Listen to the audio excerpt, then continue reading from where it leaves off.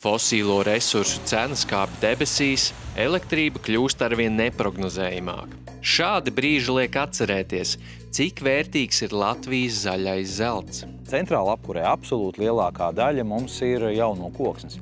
Tas patiesībā ir ļoti laba ziņa tādai situācijai kā tagad, ka visi pārējie energoresursi, jo īpaši fosīlie, kas saistīti ar visām šīm ģeopolitiskajām kataklizmām, paliek dārgāki vai vispār neprognozējami, vai viņi būs pieejami, un ja būs pieejami, par cik būs pieejami. Pirms Krievijas iebrukuma Ukrainā Eiropas Savienībā diskutēja par enerģētiskās koksnes izmantošanas ierobežošanu, bet realitāte parādīja, ka tā ir kritiski svarīga mūsu drošībai. Koksne viennozīmīgi ir mūsu nacionālās drošības avots, tāpēc, ka ja mums ir šī koksne, ko mēs izmantojam enerģētikā, tad citas valstis nevar kaut kādā veidā es teikšu, ļaunprātīgi izmantot energonesējus, lai piespiestu mūs kaut ko darīt vai kaut ko nedarīt. Bet kā dedzināt koksni var būt ilgtspējīgi?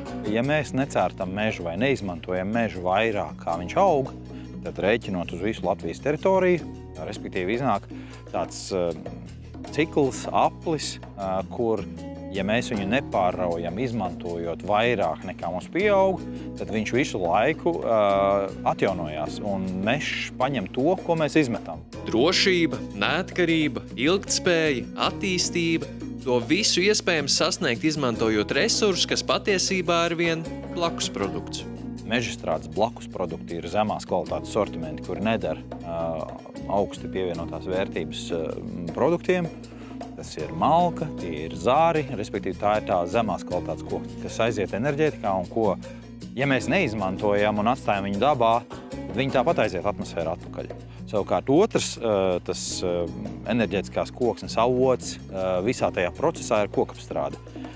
Zāģējot zāģmateriālus, turpat puse gandrīz vai no tās ieejošās apaļkoksnes ir blakus produkti. Meža nozare ir neatņemama sastāvdaļa atjaunojamo resursu stāstā.